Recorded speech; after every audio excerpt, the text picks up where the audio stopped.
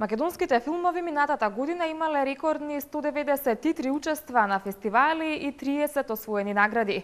Во 4,5 години постоење на Филмскиот фонд на Македонија добиени се 80 на награди за филм. Финансиски се поддржани околу 130 филма, а целосно се завршени 62. Со оваа информација ги започнуваме урбаните вести. Еве што друго ќе гледате во нив.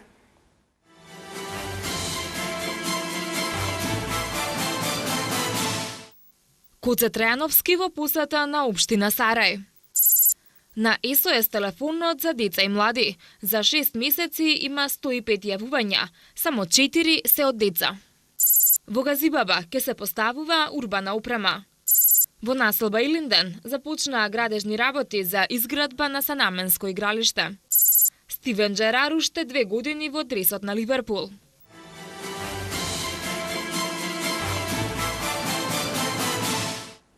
Како дел од циклусот посети на скопските општини, скопскиот градоначалник Куце Трајановски денеска ја посети општина Сарај, при што информираше за проектите кои беа реализирани во изминатиот период на територијата на општината со помош на градот, меѓу кои капиталниот проект новоизградениот мост на влезот на Сарај.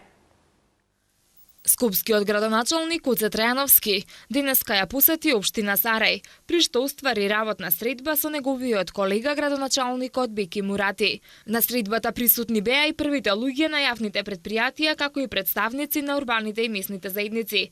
Градоначалникот Трајановски го искажа задоволството од досегашната соработка со општина Сарај, при тоа истакнувајќи дека од истата произлегле голем број реализирани проекти, како што се проширување на коловози, а најголем акцент беше ставен на новоизградениот мост на влезот на Сарај. Во изминатиот период можам да кажам дека за прв пат градот Скопје направи реализира многу проекти на територијата на општина Сарај. Во 2009 година се направи патот од Рашче до Копаница во должина од околу 800 до 900 метри, од скоро 1 километар. Втората година, 2010 година, се направи патот во Силаре, исто така должина околу 1 километар. Третата година се направи патот Крушопек-Лака, Грчес, исто така од околу 1 километар. И четвртата година се заврши мостот на Сарај во вредност од околу 90 милиони денари. Она што ќе биде наша заложба во следниот период е проширувањето на улицата која што оди низ населеното место Сарај, како главна и централна улица, и тоа не е едно од главните определби кои што ќе биде во народниот период, секако и на други делови кои што ќе најдеме во други проекти кои што заеднички ќе ги дефинираме заедно со администрацијата на општина Сарај и со господинот Блер. Градоначалникот на Сарај Беки Мурати најави реставрирање на спортско-рекреативниот центар Треска со помош на домашен или странски капитал, но и проширување и реконструкција на неколку сообраќајници во општината. Како главен приоритет што уште од минатата година е да го вратиме, значи да го завршувањето на ова физибилити студија за езерото Треска и конечно ние како општина и градот Скопје да се обидеме да најдеме странски инвеститор или можеби и од Македонија, зошто да не, за да го ревитализираме и да го ставиме во функционирање тој објект кој за жал повеќе од 15 години не е функционален.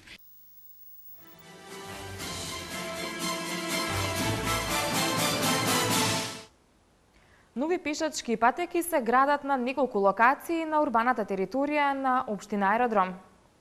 Што информираат општинските власти, патеките се градат во населбата Острово на улицата Владимир Комаров 6 и 8, кај игралиштето за трговскиот центар Скопјанка во близина на пешачкиот мост, како и на улица Коста Новаковик 42 во близина на градинката Изворче. Локациите се одредени во зависност од потребите на граѓаните, како и врз основа на пристигнати барања за да им се овозможи полесен приод до нивните домови. Патеките се изработуваат од бекатон плочки, велат од Аеродром. Исто така нова пешачка патека со широчина од 4 метри се прави и во средишниот дел помеѓу новите згради во Горно Лисиче. Политичката злоупотреба на децата се искачи на прво место според регистрираните СОС јавувања на првата детска амбасада Меѓаши, а се намалуваат жртвите на семено насилство.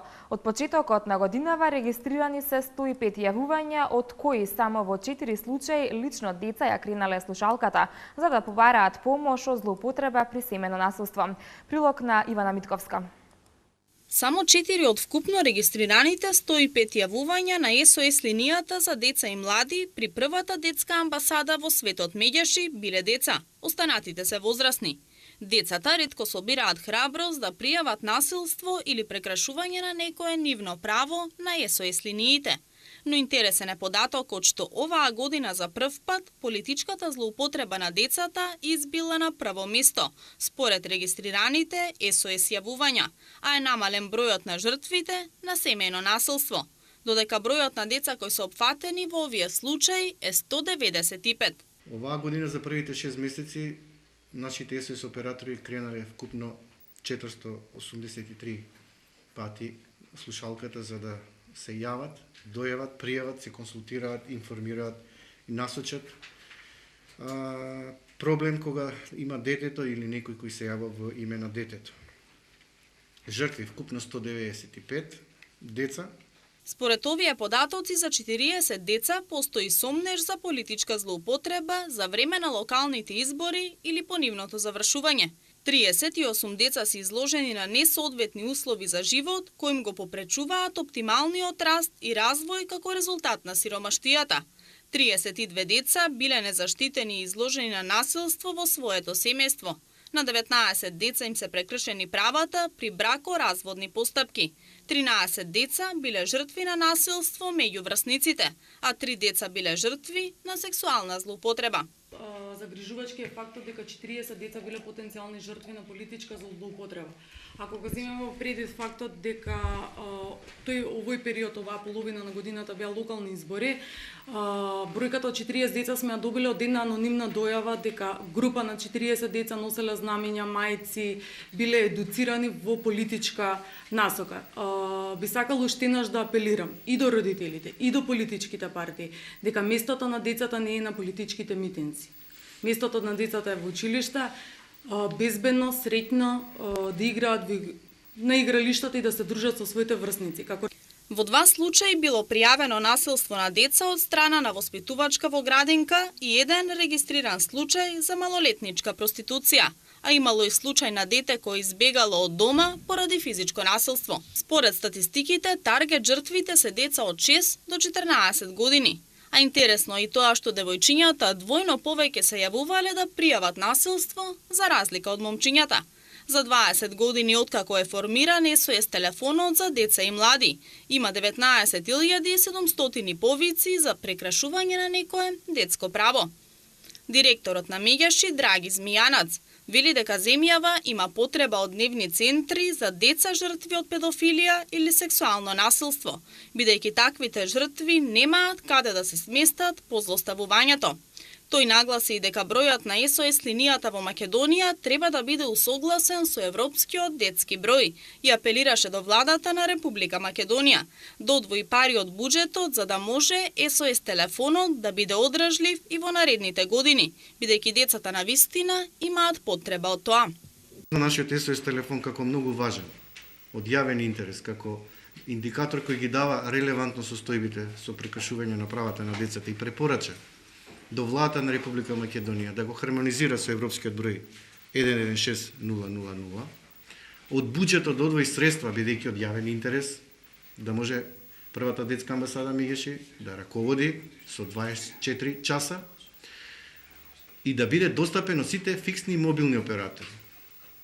И по креветувањето на поранешниот министер за труд и социјална политика, во Комисијата за правата на детето, при Република Македонија, ние се уште не успеавме овој број да го хармонизираме со европскиот број 116000.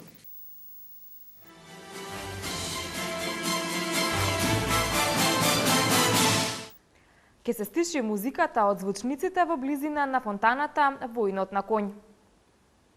Ваквата одлука на општина Центар доаѓа по жалбите на граѓаните кои живеат во непосредна близина и кои посочиле дека музиката е премногу гласна. Од општина Центар потврдуваат дека имале поплаки од граѓаните за музиката од фонтаната. Токму поради тоа и решиле да го редуцираат пуштањето. На музика, заради реакции од граѓаните кои живеат во непосредна близина на плоштад Македонија. Општина Центар го скрати времето на работа на водените и музичките ефекти на фонтаната, односно последното шоу завршува во 22 часот и 30 минути, посочуваат од општината. Неодамна беа инсталирани звучници и на плоштадот Карпушово востание, каде е сместена скулптурата на Филип II, каде што музичко-светлосното шоу ќе трае по половина час на секој 2 часа, од 10 часот наутро до 22 часот и 30 минути навечер. Со спортски реквизити и опрема за фудбал, кошарка, ракомет и други спортови, ќе биде опремено првото повеќенаменско игралиште во населба Илинден, за кое градежните работи се веќе започнати. Целата инвестиција ќе чини околу 5 милиони денари. Првото повеќенаменско игралиште ќе биде изградено во населба Илинден, а градежните работи се веќе во тек. Проектот е на владата на Република Македонија кој содржи изградба на 100 повеќенаменски игралишта на територијата на целата држава, а се реализира во соработка со Агенцијата за млади и спорт. Димензиите на игралиштето се 45,5 на 28,5 метри, а ќе располага со трибини кои што ќе бидат соодветно оградени, спортски реквизити и опрема за фудбал, кошарка, ракомет и други спортови. Истите ќе бидат заградени и осветлени за спортување и одигрување на надпреварите во ноќните часови. Инвестицијата на овој проект ќе изнесува 5 милиони денари. Пред се младите, а и жителите на општината ќе можат да го користат ова игралиште за повеќе спортови, како мал фудбал и ракомет, а на него ќе може да се организираат многобројните турнири што редовно се одржуваат во општина Илинден. Игралиштето ќе биде место за собирање на младите генерации, како и основа за создавање за здрава младина, како и спречување на младите од пороците на модерното живеење, а ќе може да се користи деноноќно.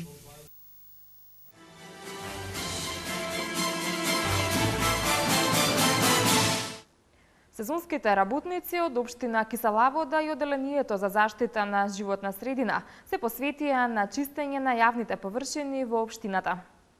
Една голема еколошка акција финишираше деновиве, кога сезонските работници ангажирани од општината со соодветна механизација и алат целосно ја исчистија вегетацијата околу тримпатеката во должина од околу 2,5 километри. Покрај вегетацијата, со акцијата беа опфатени и неколкуте микролокации, односно црни точки каде постојано се создаваат диви депонии. Слични акции за чистење на јавните површини, парковите и детските игралишта се реализираат тековно во сите 14 местни и урбани заедници во општината, согласно претходно утврдената динамика. Активностите на сезонските работници се насочени кон метење, чистење, косење и собирање на комунален смет, лисија, гранки и трева во парковите, како и активности за собирање на комунален отпад околу сите детски и спортски игралишта, како и објектите на основните училишта и градинките на територијата на општина Киселавода. Општина Газибаба ја донесе програмата за поставување на урбана опрема на подрачјето на општината за периодот 2013-2014 година. Урбаната опрема ќе вклучува опрема за продажба на билети за јавен превоз, весници, сувенири, телефонски говорници, автобуски постојки, опрема во функција на туристички, културни, спортски настани, јавни санитарни јазли, тераси со или без настрешници, платформи за јавни манифестации на копно и на водна површина. Повеќе за ова од прилогот на Томислав Атанасовски. Општина Газибаба на својата последна 6-та седница ја донесе и програмата за поставување на урбана опрема на подрачјето на општина Газибаба за период од 2013-2014 година. Со оваа опрема се уредуваат видовите на урбана опрема, локалитетите на кои се поставуваат, начинот и условите за нивно поставување, дислоцирање и отстранување. Со неа офатена урбаната опрема дефинирана со член 2 од Законот за градење. Под урбана опрема во смисла на овој закон се смета опрема за продажба на билети за јавен превоз, весници, сувенири, цвеќиња, сладолед, телефонски говорници, автобуски постојки, типски објекти за обезбедување кои се во функција на дипломатско-конзуларни представништва, на објекти на органите од државната управа и на резиденцијални објекти, опрема во функција на туристички, културни, спортски настани, јавни санитарни јазли, тераси со или без настрешници, платформи за јавни манифестации на копно и на водна површина, покриени и непокриени шанкови, рекламни и информативни паноа, детски игралишта, настрешници кои се поставуваат на јавна површина, фонтани, чешми, клупи и корпи за отпадоци. Една битна точка денеска, која што ја разгледавме заедно со советниците, тоа е утврдување на правилникот, односно програмата за поставување на урбана опрема на територија на општина Газибаба.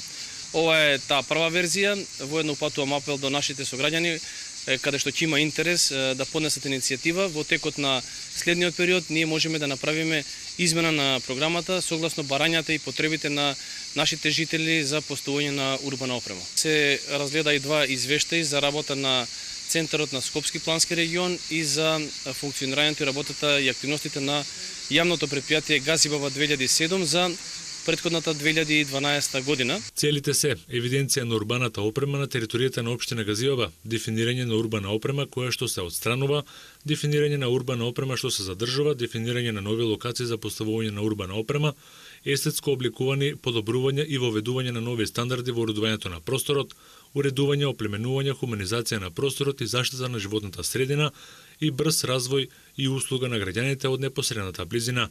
Микролокацијските услови представуваат извод од графичкиот и текстуалниот дел на програмата за поставување на урбана опрема во размер 1:1000. Урбаната опрема се поставува по добиеното одобрение за поставување на урбана опрема кое го издава градоначалникот на општина Газибаба и градоначалникот на град Скопје. Програмата за поставување на урбана опрема е изработена од Иванов инженеринг Доел Битола.